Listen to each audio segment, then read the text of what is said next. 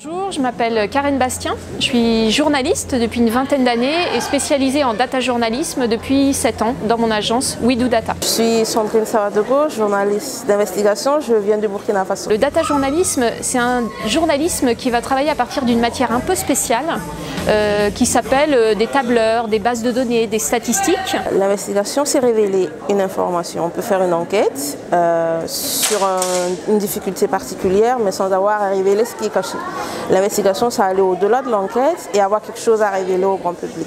C'est vrai que ces dernières années, on parle beaucoup de l'investigation avec le data journalisme, tout simplement parce que il y a eu toutes ces Paradise Papers, Wikileaks, LuxLeaks, Football Leaks, Malta Leaks, qui sont des fuites de données financières massives.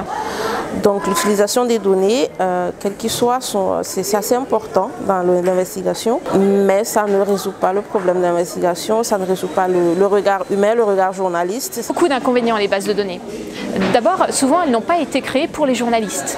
Elles ont été créées pour des banquiers, elles ont été créées pour des services marketing, elles ont été créées, voilà.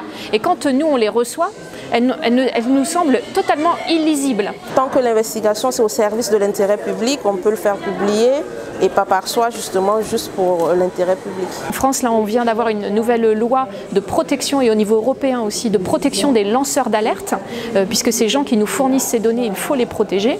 Après, effectivement, il y a la protection des journalistes aussi, puisque une fois qu'on a ces données, est-ce qu'on peut être attaqué, par qui, etc. Donc la première méthode de sécurité, c'est de se présenter autrement quand on est dans la rédaction et autrement quand on cherche des informations, à savoir sécuriser une clé USB, sécuriser son téléphone, éviter d'avoir accès à Internet pendant qu'on cherche certains sujets, où voilà, il y a des méthodes à appliquer. Dans certains pays, les journalistes sont formés et on va dire que le gouvernement est très proactif sur la formation des journalistes, c'est-à-dire il exerce peut-être un certain contrôle. C'est souvent difficile, parce que si on a une pression politique, c'est comme si on a une arme à feu dans la tempe. Donc c'est souvent compliqué de faire son métier, mais je crois qu'il y a, avec la collaboration, avec l'ouverture, avec d'autres journalistes, je crois que c'est possible de faire publier son enquête, même si ce n'est pas par soi.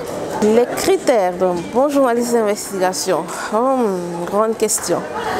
Déjà, il faut être journaliste, il faut le vouloir, il faut aller à l'information et il faut être curieux.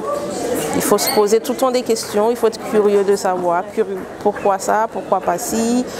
Et puis il ne faut pas abandonner, il faut être persévérant dans l'investigation parce qu'il y a plusieurs enquêtes qui n'aboutissent pas.